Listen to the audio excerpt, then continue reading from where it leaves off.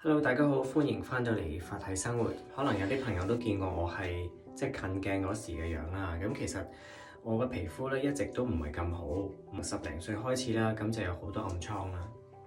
咁我依家差唔多都40幾啦。咁其實個皮膚狀況其實都唔係咁好。我都做咗好多 research，咁然後我就決定同我皮膚科醫生講，就話我要食 Accutane 啦。咁喺美國咧，其實如果你有 insurance 嘅話咧，其實佢嗰個價錢就唔係好貴。我依家就啱啱食咗一個星期啦。咁其實嗰個價錢咧就係一個月我都係俾10蚊美金，即係比起其他地方，譬如話香港要平好多，因為我知道香港可能要千零蚊一個月咁樣樣咯。咁其實我啱啱就食咗一個星期啦，就係呢一個Accutane 嘅，咁佢嘅名叫做 Amnesty。咁就20毫克啦。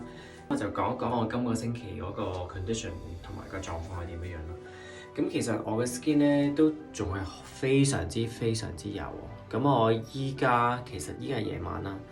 咁其實我由今日朝頭早洗完面之後，咁其實我已經用吸油紙吸過2次。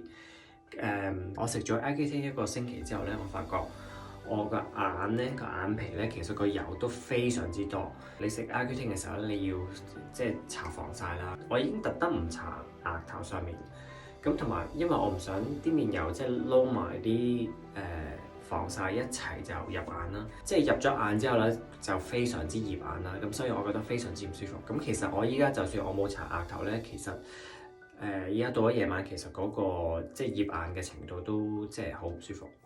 我做 research 同埋睇好多 YouTube video 啦，其實佢嗰個 purge break out 嗰個時間咧，其實都會係第2個月嘅時間啦。咁所以我覺得依家都唔算係最差。睇下我第2個星期會點啦。咁我會再繼續同大家 update。不過我都相信，如果你可以 click 到入嚟睇呢條片，我都知道可能你哋都對 Accutane 或者係呢一個藥有興趣。